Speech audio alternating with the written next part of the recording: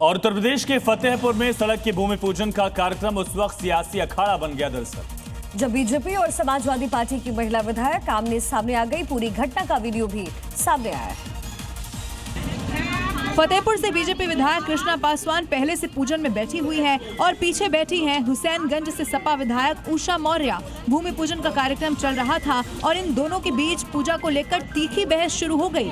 दरअसल खागा बाईपास से नौबस्ता रोड पर 13 किलोमीटर सड़क निर्माण के लिए कार्यक्रम आयोजित था, जहाँ दोनों विधानसभाओं के विधायक मौजूद थे। अब देखते ही देखते माहौल गर्मा गया और कार्यक्रम में ही सियासी नोकझोंक शुरू हो गई। लेकिन सवाल ये है कि विकास के मंच पर सियासत की टकराहट आखिर क्यों? उत्तर प्रदेश के सहारनपुर में गैंगस्टर पर बड़ी कार्रवाई हुई है। पुलिस ने गैंगस्टर एक्ट के तहत करीब 49 करोड़ की संपत्ति को कुर्क किया है और संदेश दिया है कि अगर गैंगस्टर बनने का सोचा तो फिर इसी तरीके का एक्शन होगा। योगी फोर्स कार्रवाई के लिए डुगडुगी लेकर पहुंची। गैंगस्टर की अवैध तरीके से जुटाई संपत्ति के आगे पहले डुगडुगी बजवाई, इसके बाद संपत्ति पर कुर्की को नोटिस चिपकाया और ऐलान कर दिया कि अब इस संपत्ति को कुर्क किया जा रहा है, क्योंकि गैंगस्टरों ने कानून को कमजोर समझने की गलती की थी। दरअसल गैंगस्टरों ने कोऑपरेटिव कंपनी के नाम पर अवैध तरीके से शराब निर्माण के साथ बिक्री का नेटवर्क सामने आया था। कुछ दिनों पहले कार्रवाई कर इस रैकेट का भंडाफोड़ किया था। इस दौरान 1500 पेटी अवैध शराब और दूसरा सामान जब्त किया गया था। मामले में 27 आरोपियों के खिलाफ कुंभ और कांवड़ यात्रा के दौरान तो नकली साधु संतों के खिलाफ ऑपरेशन चलता ही है। अब उत्तराखंड में सीएम धामी के निर्देश पर लगातार धार्मिक स्थलों पर चेकिंग अभियान चलाया जा रहा है और इसी कड़ी में हरिद्वार में 30 कालनेमी भी पकड़े गए।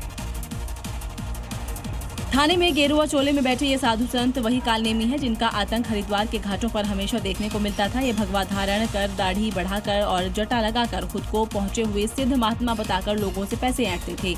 हर की पौड़ी पहुंचने वाले श्रद्धालु अक्सर इन साधुओं की कारस्तानी की शिकायत पुलिस को करते थे। ये महिलाओं और युवाओं को निशाना बनाते थे। घरेलू समस्याओं, बीमारी या व्यक्तिगत परेशानियों का समाधान करने का झांसा देते थे। तंत्र मंत्र, पूजा पाठ और चमत्कार के नाम पर धोखाधड़ी कर पैसे ऐंठते थे। पकड़े गए बाबा ढोंगी तो थे ही, अध्यात्म या पूजा पाठ का कहरा तक इन्हें नहीं आता था, लेकिन ऑपरेशन प्रहार के तहत अब ये पुलिस की गिरफ्त में है। और उत्तर प्रदेश के मुजफ्फरनगर से एक चौंकाने वाला मामला सामने आया, जहाँ कुछ लड़कों की हरकतें एक लड़की की शादी तोड़वा दी। मामला अब पुलिस तक पहुंच गया है और आरोपियों को गिरफ्तार किया गया। एक्शन जारी।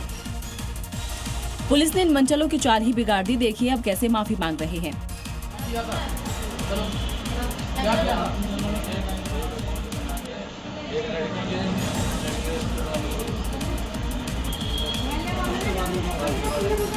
आज का द्वारा से कभी होना चाहिए चीजें। दरअसल एक लड़की की शादी तय थी, तारीख भी फाइनल, घर में तैयारियां शुरू हो चुकी थी। तभी इन मंचलों ने धमकी देने का खेल खेलना शुरू कर दिया। दूल्हे को लगातार धमकी भरे मैसेज भेजते, जिससे परेशान होकर दूल्हे ने शादी तोड़ दी। पल भर में खुशियां गम में बदल गई। जिसके बाद दुल्हन पक्ष पुलिस के पास पहुंचा तो पुलिस तुरंत एक्शन में आई। आरोपियों की पहचान कर उन्हें गिरफ्तार कर लिया गया। उत्तर प्रदेश के बरेली में एक सड़क हादसा हो गया, लेकिन इस हादसे ने एक बड़े अपहरण कांड का खुलासा कर दिया, जहां 3 किडनैपर्स की हादसे में मौत हो गई, लेकिन किडनैप करके ले जा रहे बच्चे सही सलामत मिले। दरअसल ये जो किडनैपर इन दोनों बच्चों को किडनैप करके ले जा रहे थे, इन्हें खुद यमराज ने किडनैप कर लिया, क्योंकि लखनऊ बरेली हाईवे पर इनकी कार टैंकर से भिड़ गई और इस हादसे में कार सवार 3 किडनैपर्स की मौत हो गई, जबकि एक गंभीर रूप से जख्मी हो गया। इस पूरे मामले का खुलासा तब हुआ जब पुलिस ने कार की तलाशी ली तो देखा कि कार के अंदर 2 मासूम हैं। अब जो किडनैपर जिंदा बचा है, पुलिस उससे पूछताछ कर रही है। आपको बता दें कि इससे पहले बच्चों के पिता को भी इन किडनैपर्स ने बंधक बनाया हुआ था, जिसे पुलिस ने सर्विलांस के जरिए फरीदपुर से सुरक्षित बचा लिया। तो कहानी में ट्विस्ट यही है कि किडनैपर भाग रहे थे, लेकिन यमराज ने रास्ते में ही पकड़ लिया।